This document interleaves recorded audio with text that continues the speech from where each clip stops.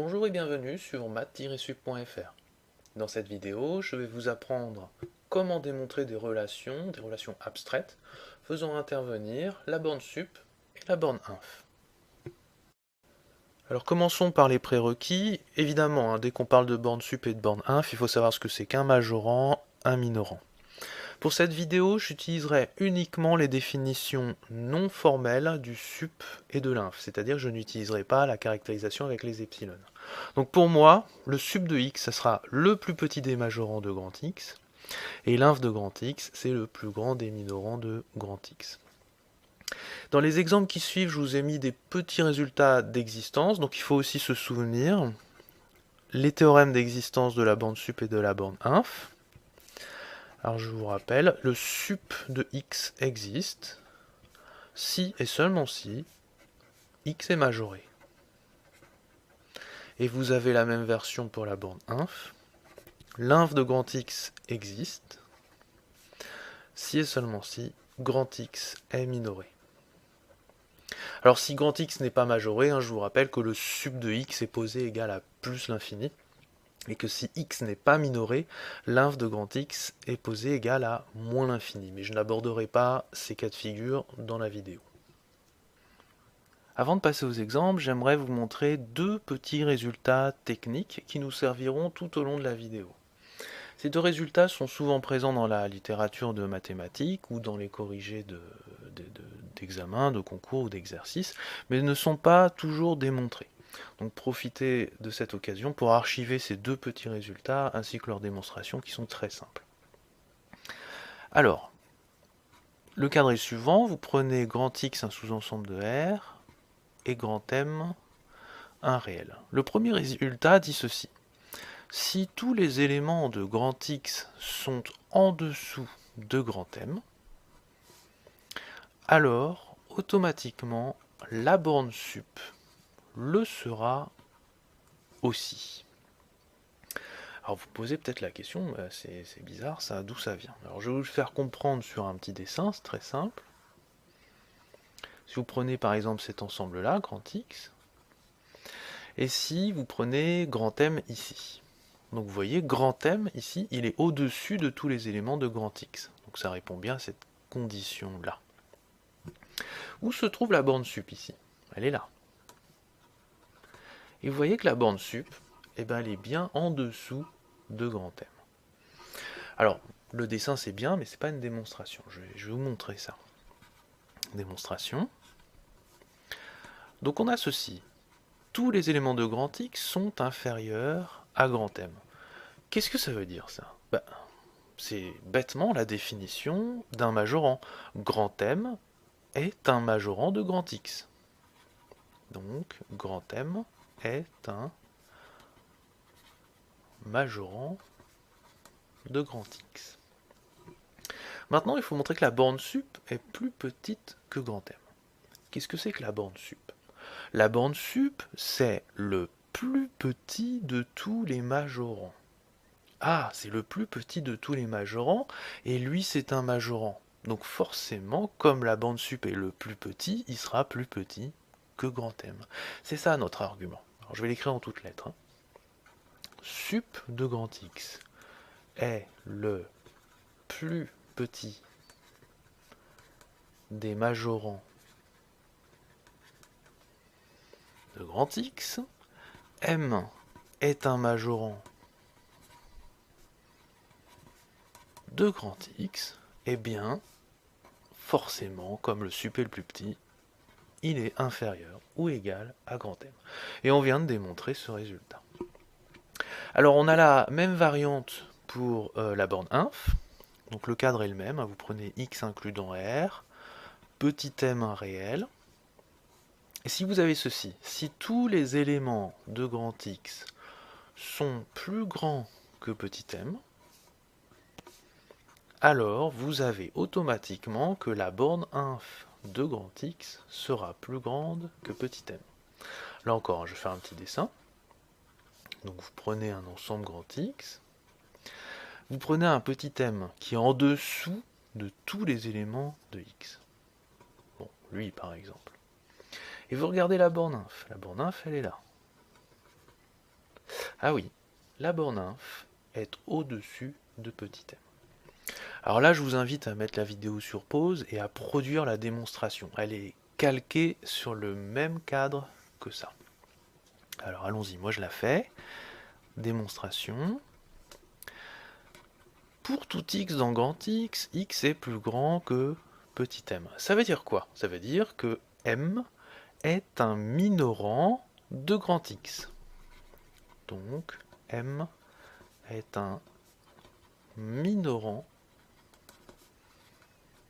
de grand X. Maintenant, rappelons-nous la définition de la borne inf.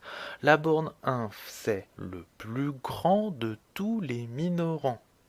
Donc, comme c'est le plus grand de tous les minorants, il sera forcément plus grand que ce minorant-là. Et ça va venir tout de suite. Je l'écris, inf de x est le plus grand des minorants de grand X. M est un minorant de grand X.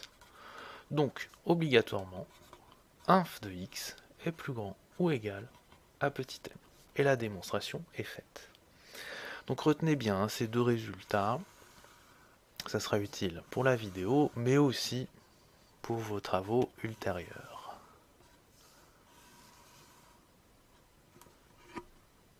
Considérons ce premier exemple. Ici, en guise d'anti-sèche, je vous ai rappelé deux résultats. Le sub d'un ensemble existe si et seulement si l'ensemble est majoré. Et puis le petit résultat qu'on a fait en préambule de la vidéo, c'est que si tous les points d'un ensemble sont plus petits qu'un certain grand M, alors la borne sup sera automatiquement plus petite que le grand M. On s'en servira pour le deuxième point de l'exemple. Alors dans notre exemple, on a deux ensembles, A et B, avec A inclus dans B, et on suppose que B est majoré. Et on nous demande dans la première question de montrer que le sup de B et le sup de A existent. Pour que le sup existe, on sait qu'il faut montrer que l'ensemble est majoré. Alors ici, sup de B existe, pourquoi? Eh bien, tout simplement parce qu'on nous dit que B est majoré. Donc par le théorème d'existence, on a automatiquement que le sup de B existe. Alors ça c'est facile. B est majoré par hypothèse de l'énoncé. Donc, sup de B existe. Maintenant, il faut montrer que le sup de A existe. Et là, pour le coup, dans l'énoncé, c'est pas marqué que A est majoré. Donc, il va falloir trouver un moyen de démontrer que A est majoré. Alors, si vous regardez, on n'a pas beaucoup d'hypothèses, donc il nous faut un point de départ. Quand vous n'avez pas d'idée, vous essayez de traduire formellement les hypothèses. Alors, A inclus dans B, bon, a priori, il n'y a pas grand-chose à faire. Par contre, B majoré, on sait le traduire. B majoré, c'est qu'il existe un majorant, donc il existe un grand M appartenant à R, tel que pour tout x dans B, x est plus petit que grand M. Nous, maintenant, on aimerait montrer que A est majoré. Alors ça aussi, on va l'écrire. Comme ça, on aura bien sous les yeux ce qu'on veut obtenir. Donc, je vais l'écrire un peu plus bas sur mon brouillon. On veut montrer que il existe une autre constante, c'est pas forcément la même, telle que tous les éléments de A sont plus petits que cette constante. Donc en partant de là, il faut arriver à là. Alors là, on voit pas bien comment on va faire pour transformer B en A. Sauf que, on se souvient que A est inclus dans B. Donc tout ce qui va être vrai pour les éléments de B seront automatiquement vrais pour les éléments de A. Alors on peut le visualiser si vous voulez. Vous avez par exemple B qui est ici, et A qui est ici. Donc si vous avez une propriété qui est vraie partout sur B, comme A est inclus dans B, elle sera forcément vraie partout sur A. Donc cette propriété-là, pour tout x dans B, x est plus petit que M, elle va automatiquement impliquer que pour tout x dans A, x est plus petit que M, car A est inclus dans B. Et qu'est-ce qu'on a obtenu là? Que tous les éléments de A sont plus petits qu'un certain grand M, c'est-à-dire que A est majoré. Donc on a bien montré ceci. En fait, le C, ça sera le M qui est là. Alors je vais l'écrire au propre, puisque ça c'était mon brouillon. Et on commence par dire B est majoré. Donc il existe une certaine constante grand M réelle, telle que tous les éléments de B sont plus petits que grand M. Ensuite on dit or A est inclus dans B. Donc tout ce qui est vrai sur B sera automatiquement vrai sur A. Donc pour tout x appartenant à A, x est plus petit que M. Et ça dit simplement que grand M majore A. Donc A est majoré. Et grâce au théorème d'existence du sup, on en déduit que sup de A existe. Donc sup de A existe. Alors vous voyez, pour traiter cette question, il faut un petit peu transcrire votre énoncé. Et puis on finit par avoir des idées, quitte à faire un petit dessin sur un brouillon. Passons maintenant à la deuxième question. On veut montrer que le sup de A est plus petit que le sup de B. Alors quand vous devez démontrer une relation sur les sup, il va nous falloir un point d'accroche. Et les sup, vous savez, c'est pas quelque chose de totalement évident, c'est le plus petit des majorants.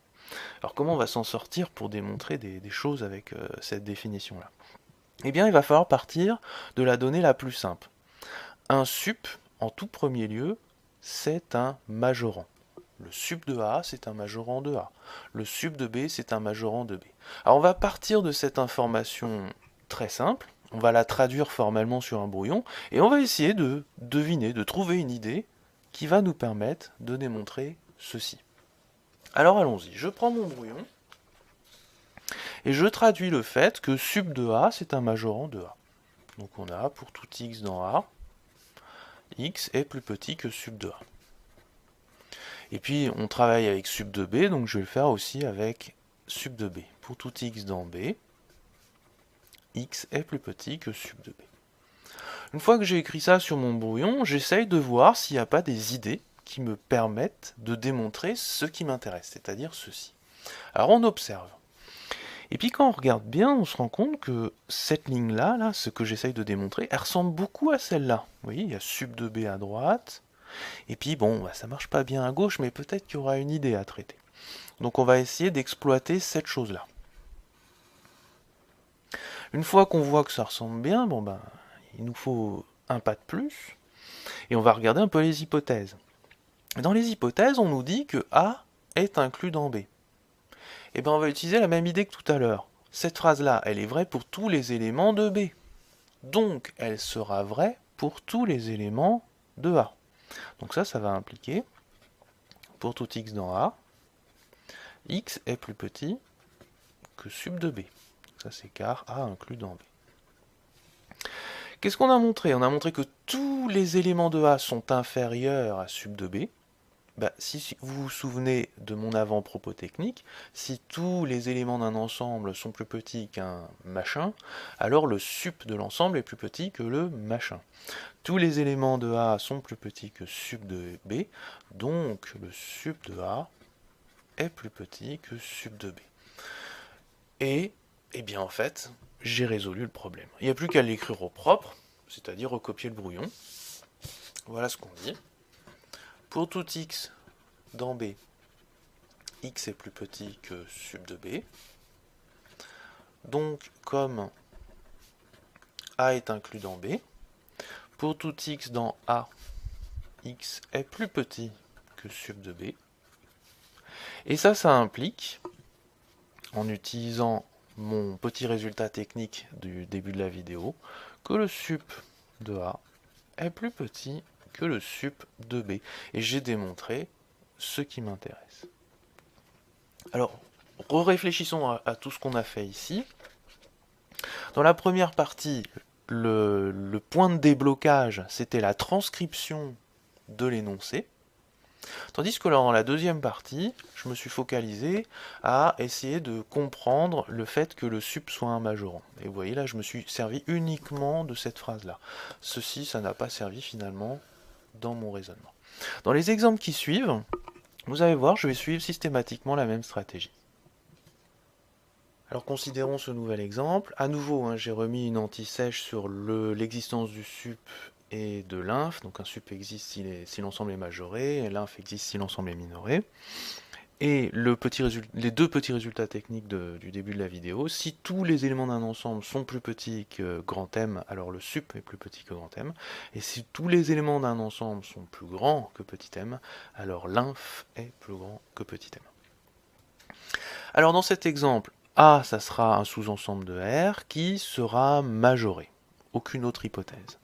Et on va noter, alors c'est une notation, c'est pas forcément une manipulation algébrique standard, on va noter moins A, c'est l'ensemble des éléments qui s'écrivent comme moins petit a. Petit a, c'est un élément de grand A. Alors si vous voulez comprendre un petit peu plus cet ensemble, je vous donne juste un exemple, mais ça va pas vraiment nous aider. Si vous voulez regarder l'intervalle 1, 2, et que vous cherchez moins ceci, alors vous allez prendre tous les points qui sont ici, et vous allez prendre leur opposé. Donc 1 va devenir moins 1, 2 va devenir moins 2, et l'élément petit a qui est ici va devenir moins a. Donc moins l'intervalle 1, 2, c'est ce nouvel intervalle qui sera moins 2, moins 1. Moins 2, moins 1. Voilà, ça vous donne une idée de cette chose-là. Alors, regardons les questions. On veut montrer que le sup de A existe. Pour qu'un sup existe, il faut que l'ensemble soit majoré. Ah bah c'est en plein dans les hypothèses, bah c'est facile. A est majoré, donc sup de A existe. Maintenant, il faut montrer que l'inf de moins A existe. Pour qu'un inf existe, il faut que l'ensemble considéré soit minoré. Alors, est-ce que moins A est minoré? Ah, c'est pas dans nos hypothèses. Donc là, il va falloir faire un petit travail. Donc comme tout à l'heure, je prends un brouillon. Je traduis un petit peu mes hypothèses. Alors là, c'est facile, il n'y en a qu'une. Hein, c'est A est majoré. Donc hypothèse, A est majoré, ça veut dire il existe un majorant. Il existe un M tel que tous les éléments de A sont en dessous. Et je veux montrer, donc on veut montrer que moins A est minoré. C'est-à-dire que tous les éléments de moins A, alors il va exister une certaine constante, on va dire petit m, telle que tous les éléments de moins A sont au-dessus de petit m. Alors ici, on va transformer un petit peu ce problème, parce que les éléments de moins A, c'est pas n'importe qui. Ils s'écrivent comme moins petit a. Les x ici, je peux les écrire comme moins petit a. Donc ce problème, il est aussi équivalent à pour tout a dans grand A, moins petit a est plus grand que petit m. Donc on va se concentrer sur cet objectif-là. Comment alors, partant de là, je peux arriver à ça? Alors déjà, je vais changer un peu les lettres. Ça va nous aider à observer. On veut arriver de là, on veut partir de là et arriver à là. Bah là, quand on voit ça, on se dit, on va mettre un moins. On va mettre un moins et peut-être qu'on va tomber là-dessus. Alors essayons. Ça implique que pour tout A dans grand A, moins A est plus grand que moins M. Et quand vous voyez ça, vous vous dites, je l'ai mon petit m. C'est lui. Les éléments de moins A sont au-dessus d'un petit m qui est en fait moins grand M. Donc mon ensemble est minoré par moins grand M. Donc au brouillon, j'ai trouvé les idées. Maintenant, on va mettre ça au propre. On traduit, A est majoré. Donc, quel que soit petit a dans grand A, alors j'ai oublié d'écrire, il existe grand M appartenant à R, tel que quel que soit petit a dans grand A est plus petit que grand M. Donc, quel que soit A dans grand A, moins petit a est plus grand que moins grand M. J'ai mis moins des deux côtés, j'ai inversé l'inégalité. Donc, moins a est minoré par moins grand M. Comme il est minoré, il admet un inf. Donc moins a est minoré. Il admet un inf.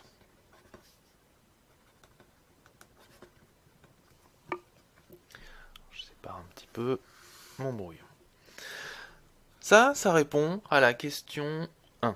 Maintenant, il faut regarder la question 2. La question 2, c'est établir cette formule-là. Alors, on va faire comme tout à l'heure. On va se focaliser sur le caractère majorant du sup. Et là, il y a un inf, donc on va se focaliser sur le caractère minorant de l'inf. Là, encore une fois, je prends un brouillon et je vais écrire. Le sup, le sup de A, c'est un majorant de A. Donc vous avez, quel que soit petit a dans grand A est plus petit que sup de A. L'inf de moins A, c'est un minorant. Donc vous avez, quel que soit x appartenant à moins A, x est plus grand que inf de moins A. Alors là, je vais faire la même manip que tout à l'heure. Les éléments de moins A, c'est pas n'importe qui. Ils s'écrivent comme moins petit a. Donc ça, je vais l'abandonner. Je vais plutôt l'écrire comme pour tout a appartenant à grand A, moins a est plus grand que l'inf de moins grand A. Et on va se poser la question, comment, avec ces deux idées-là, je vais arriver à cette formule. Alors quand on regarde, on se dit, mais finalement, la relation fondamentale, c'est que on va mettre des moins, quoi. C'est un peu ça l'idée à chaque fois. Alors là, je vais passer au propre, parce que vous allez voir, ça va donner directement la bonne approche. Donc je vais partir de là, je vais mettre des moins et je vais réfléchir. Puis après, je vais faire pareil ici, puis je vais réfléchir. Allons-y. Quel que soit A appartenant à grand A est plus petit que sup de grand A. Donc si je mets des moins des deux côtés, j'obtiens, quel que soit A appartenant à grand A, moins petit a va être plus grand ou égal à moins sup de A. Et qu'est-ce que je viens de montrer là? C'est que tous les éléments de l'ensemble moins grand A sont au-dessus de moins sup de A.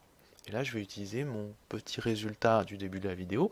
Si tous les éléments d'un ensemble sont au-dessus d'un petit m, la borne inf est au-dessus du petit m.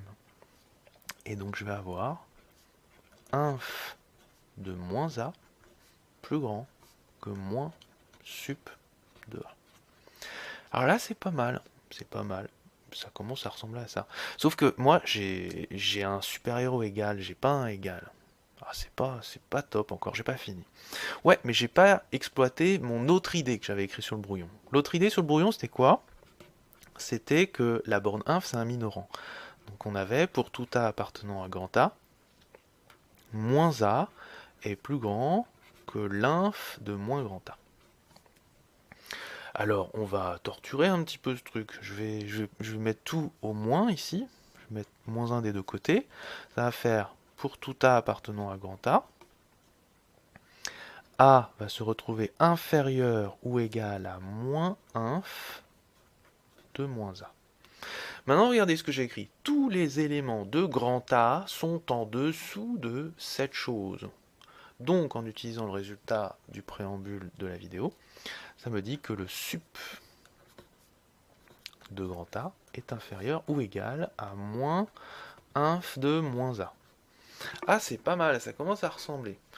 Sauf que moi, le moins, j'aimerais l'avoir sur le sup. Bon c'est pas grave, hein. Je multiplie tout par moins 1. Ça fait moins sup de A, qui va être plus grand ou égal à inf de moins A. Maintenant, regardez. Inf de moins A est plus petit que moins sup de A. Inf de moins A est plus grand que moins sup de A. Il est à la fois plus grand et plus petit. C'est donc qu'il est égal. Donc, si vous mettez ça et ça, vous avez que étoile et double étoile implique que l'inf de moins a, c'est égal à moins sup de a. Et on a démontré ce que l'on voulait. Alors considérons ce nouvel exemple. Cette fois-ci, nous avons A et B, deux ensembles majorés.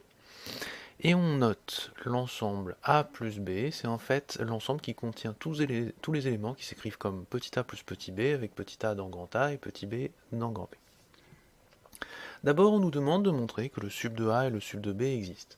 Ben là, c'est comme d'habitude, hein, vous voyez, grand A et grand B sont majorés, donc leur sup existe. Donc, grand A et grand B sont majorés. Donc, le sup de A et le sup de B existent. Maintenant, il faut montrer que le sup de cet ensemble-là existe. Et là, on n'a pas d'information pour le démontrer aussi simplement que là. Donc il va falloir triturer un petit peu les hypothèses. Les hypothèses, il n'y en a que deux. C'est que A et B sont majorés.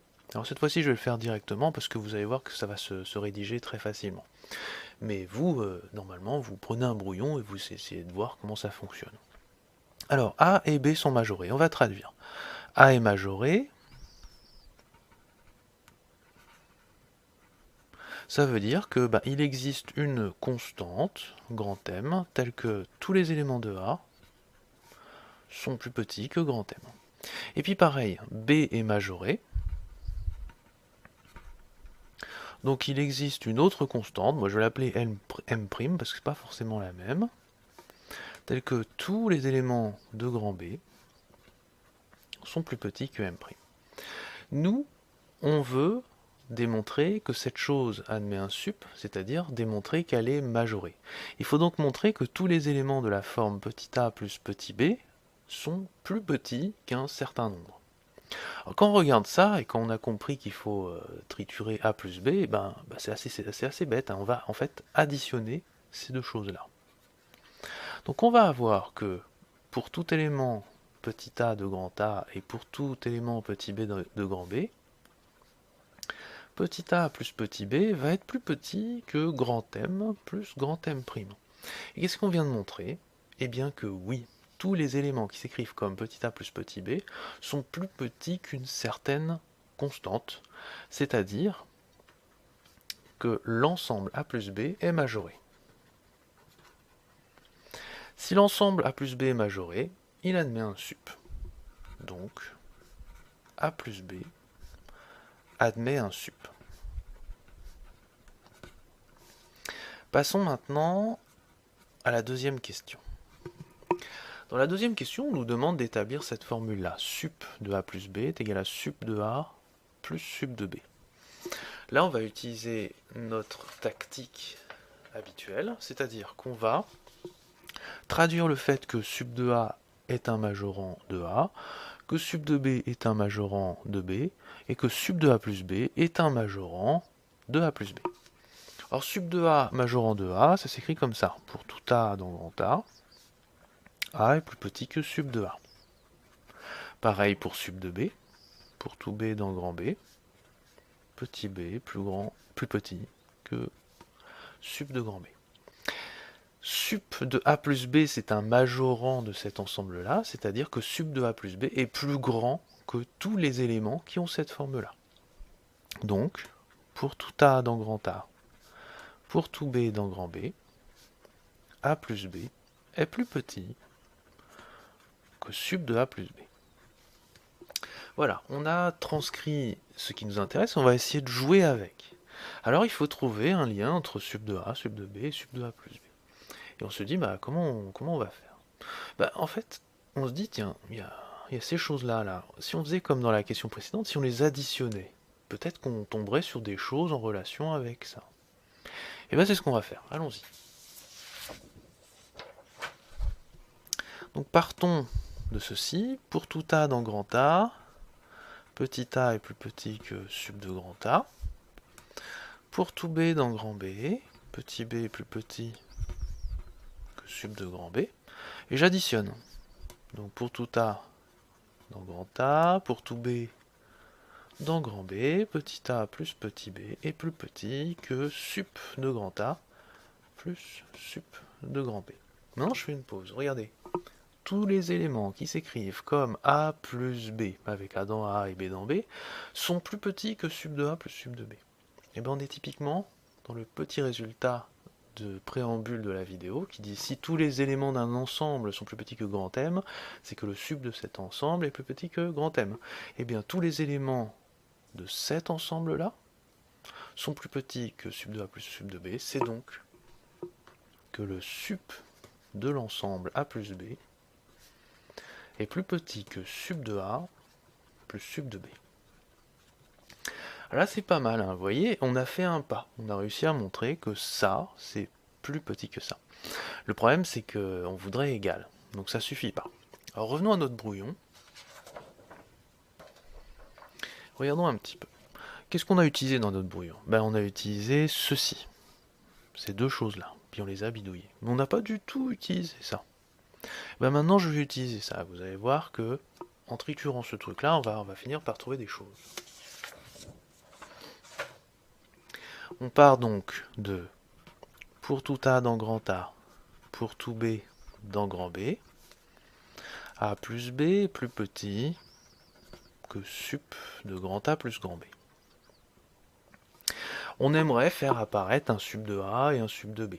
Et on a compris maintenant que ça se jouait là-dessus. Tous les éléments d'un ensemble est plus petit qu'un truc, donc le sup est plus petit qu'un truc. Est-ce qu'on pourrait pas faire ça? Alors regardez, je fais une petite manip toute bête, je vais mettre une parenthèse ici. J'ai tous les éléments de B, ta. Peut-être qu'avec pour tout B dans B, B est plus petit que truc, je vais faire sortir un sup de B. Ben, c'est exactement ce qui va se passer. Sauf qu'il va falloir se débarrasser un peu du A. Ben, on va juste le mettre de l'autre côté. Donc, pour tout A dans grand A, virgule, pour tout B dans grand B, B est plus petit que sup de l'ensemble A plus B, moins A. Et quand je vois ça, je vois que tous les éléments de B sont plus petits que 8. Ça me dit que le sup de B est plus petit que cette quantité-là. Donc ça me donne, pour tout A dans grand A, alors je vais l'écrire en dessous, parce qu'il manque de place, ça me donne pour tout A dans grand A, le sup de grand B est plus petit que sup de A plus B moins A.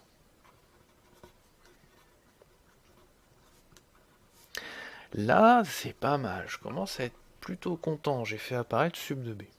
Ben, il faudrait aussi sup de A pour avoir ma formule. Et ben, qu'est-ce que je vais faire? Ben, un truc tout bête, je vais mettre A tout seul dans un coin et sup de B de l'autre. Ça va me donner pour tout A dans grand A, petit a est plus petit que sup de A plus B moins sup de B. Et qu'est-ce que je viens d'établir? Tous les éléments de A sont plus petits que cette quantité, donc toujours par mon petit résultat technique, le sup de A est plus petit que cette quantité. Donc sup de A est plus petit que sup de A plus B moins sup de B. Ensuite, ben moi je veux quelque chose qui ressemble à ça, donc ce que je vais faire, je vais remettre le sup de l'autre côté là. Ça va me faire sup de A plus sup de B plus petit que sup de A plus B. Et regardez ce que j'ai établi là. Et regardez ce que j'ai établi là aussi. Si vous combinez les deux, vous avez que le sup de A plus B est plus grand que sup de A plus sup de B, et que le sup de A plus B est plus petit que sup de A plus sup de B. C'est donc que les deux quantités sont égales. Donc, étoile et double étoile implique sup de A plus B égale sup de A plus sup de B. Et j'ai résolu mon exercice. Alors pour terminer, j'aimerais vous présenter un exemple qui est en fait considéré comme un résultat de cours que vous devez connaître, qui dit que lorsque vous avez un ensemble A qui admet un maximum, alors le sup de A existe, et d'autre part, le sup est égal au maximum de A. Alors je vous rappelle très brièvement ce que c'est qu'un maximum. un nombre grand M est un maximum de grand A si il majore A, ça veut dire tous les éléments de A sont en dessous du maximum, et si le maximum appartient à l'ensemble. Alors l'exemple typique, hein, vous prenez l'intervalle 0,1, et vous voyez que 1, c'est un majorant de l'intervalle 0,1, et que 1 appartient à l'ensemble 0,1. Donc 1, c'est le maximum de l'intervalle 0,1. Mais si on jette un coup d'œil, on se rend compte que c'est aussi le sup, puisque c'est le terme le plus à droite possible de l'ensemble. Ou encore, c'est le plus petit de tous les majorants de l'ensemble. Donc le max et le sup sont deux notions qui coïncident. Alors on va le montrer proprement en utilisant les techniques qu'on a vues ensemble dans les exemples précédents. D'abord, il faut montrer que le sup de A existe. Pour montrer que le sup de A existe, il faut montrer que l'ensemble A est majoré. Oui, mais l'ensemble A admet un maximum. Et un maximum, c'est un majorant de A.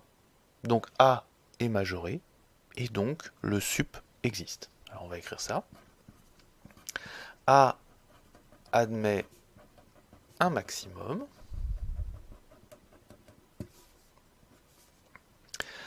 Donc il est majoré par max de A. Et comme il est majoré, il admet un sup. Donc il admet un sup. Maintenant, passons à la deuxième question, où là, il va falloir montrer que le sup est égal au max. Alors, on va utiliser la même stratégie hein, qu'on a utilisée dans les exemples précédents. On va partir du fait que le sup de A, c'est un majorant de A.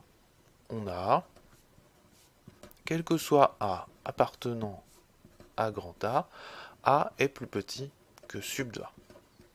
Et on va essayer d'obtenir des choses qui ressemblent à ça. Alors on part de là, évidemment si on s'arrête là on n'avance pas, donc il va falloir utiliser le fait que, que A admet un maximum. Alors on a ces deux choses là, le maximum vérifie ces deux choses, et bon bah là on voit pas bien comment les combiner, hein, ces deux trucs. Par contre on peut peut-être exploiter ça là, le maximum appartient à grand A.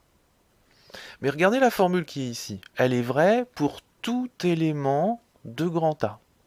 Donc elle sera vraie pour le maximum, puisqu'il est dans grand A. Et c'est ce qu'on va écrire.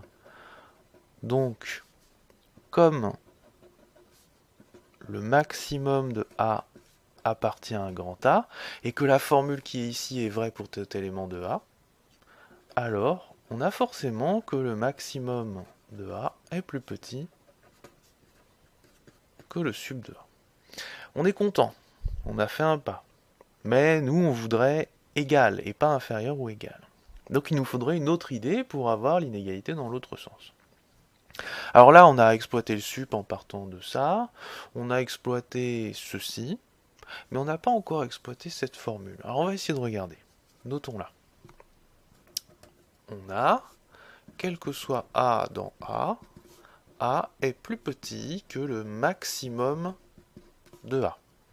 Donc grand M c'est le max, hein, donc tous les éléments de grand A sont plus petits que le maximum de A. Qu'est-ce qu'on peut dire en partant de ça? Et bien là, on va utiliser notre petit résultat technique hein, du début de la vidéo. Si vous avez que tous les éléments d'un ensemble sont plus petits qu'un truc, alors le sup de l'ensemble est automatiquement plus petit que le truc. Alors ceci, ça implique que le sup de A est plus petit que le maximum de A par les résultats techniques du début de la vidéo. Et regardez ce qu'on a. Le sup de A est plus petit que le maximum de A. Le sup de A est plus grand que le maximum de A. Donc forcément, ils sont égaux. Alors je vais appeler ça étoile et double étoile. Étoile et double étoile implique que le sup de A est égal au maximum de A. Et on a démontré ce résultat théorique. Alors comme vous vous en êtes certainement rendu compte, hein, la notion de borne sup et borne inf, c'est pas toujours facile à manier. Donc reprenez ces exemples que j'ai traités en détail et regardez comment je m'y prends, quelle technique j'utilise. Je vous ai à peu près tout expliqué, l'usage du brouillon, le fait de traduire des énoncés pour trouver des idées, etc.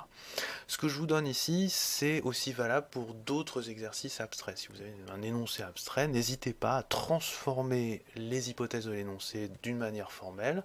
Sur un brouillon, vous mettez tout et vous regardez ce que vous pouvez faire avec. Et aussi transcrire aussi ce que vous voulez démontrer. C'est souvent un point clé pour visualiser les manipulations à faire. Et retenez bien aussi les deux choses que j'ai mis en préambule. Si vous avez que tous les éléments d'un ensemble sont plus petits que grand M, alors vous avez automatiquement que sup de grand X est plus petit que grand M. Et puis pareil pour l'inf, si tous les éléments d'un ensemble sont plus grands qu'un petit m, l'inf de grand X est plus grand que petit m. Donc c'est des résultats que vous trouverez certainement dans les corrigés, mais qui ne seront pas forcément expliqués dans les bouquins. Donc retenez-le bien. Voilà, j'espère que cette vidéo vous aura bien aidé à bien comprendre les situations abstraites avec les sup et l'inf. Et je vous dis à bientôt pour d'autres vidéos.